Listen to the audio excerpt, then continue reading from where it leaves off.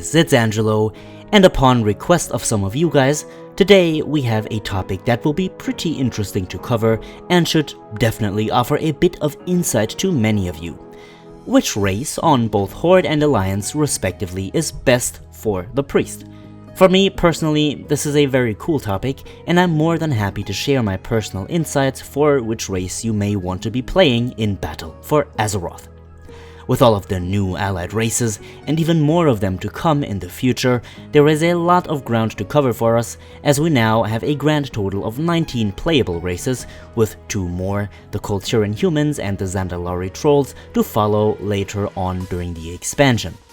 All races bring a unique set of traits with them, both passive and active ones, and some of them are actually pretty helpful to the priest, be it for Holy, for Shadow, or for Discipline.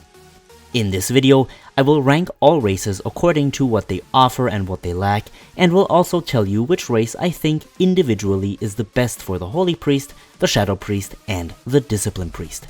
Now, of course, without any further ado, let's go right ahead and have a look.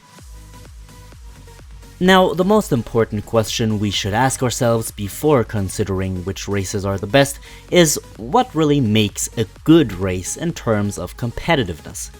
Now, different races have different types of abilities that make them slightly more effective in combat, be it for healing, for tanking, or for dealing damage. In a PvE environment, an active ability, like the Will of the Forsaken for example, is not as strong on a Shadow Priest as the Rocket Jump from the Goblins, or the Arcane Torrent, which actually grants you a flat amount of insanity from the Blood Elves. From this double example, we can see that some racial abilities are more crowd control or movement support based, while others increase damage, healing, or even survivability. When it comes to which racial ability, both passive and active, are therefore more effective in most combat situations, we can easily pick out the ones that are more viable than the rest. First, let's go ahead and list all racial abilities and just talk about them briefly. On screen now, you'll see an overall list with all racial abilities. These are ranked into green, which are considerably good racial abilities in combat, yellow, which are not too bad but not the best either, and red, which are either bad for a combat situation or don't have anything to do with combat at all, like profession racials, shapeshifts, and similar traits, or rather racial abilities. Both passive and active racials are listed.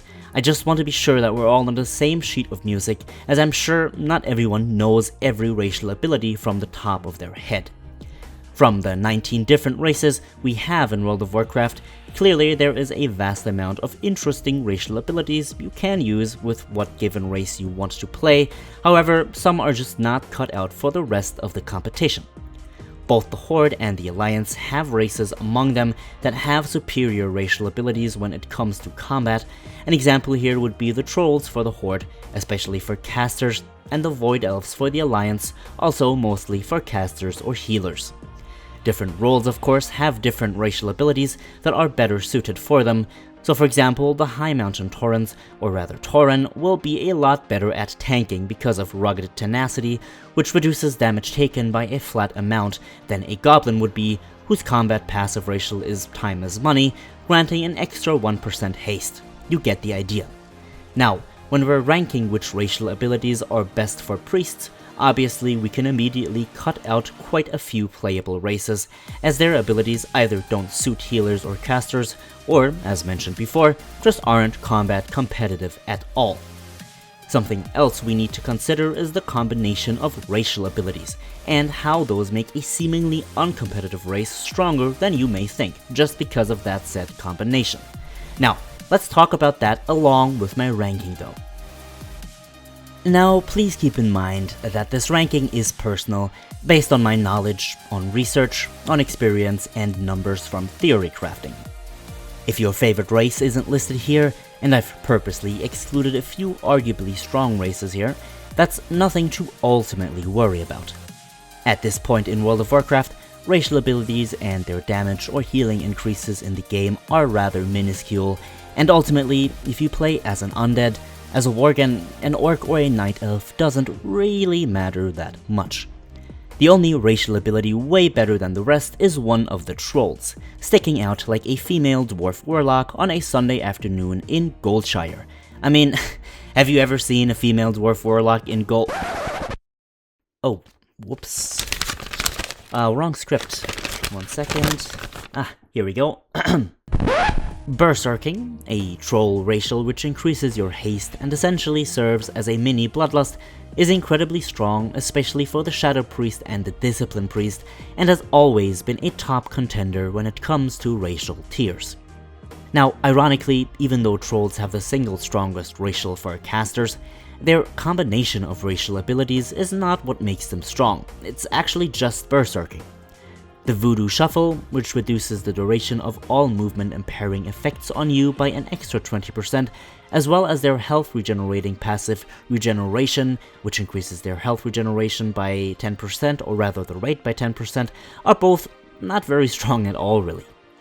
Other races, like the Blood Elves, have a very strong active ability, in this case Arcane Torrent, granting insanity or mana while also dispelling one beneficial effect from an enemy, and also have a very strong passive ability, like Arcane Acuity, which grants a 1% extra increase to critical strike.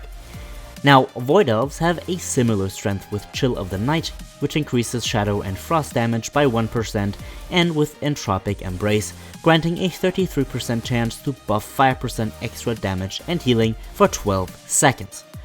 Void Elves are also strong for healers, very specifically for the Discipline Priest for that exact same reason, and on top of that, via Preternatural Calm, can cast without being delayed when taking damage, but again though, they're also strong for Holy Priest.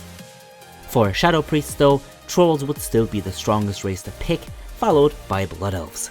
For the Alliance, Void Elves and Humans are the strongest, while Pandaren are also very good due to their food buff racial Epicurean.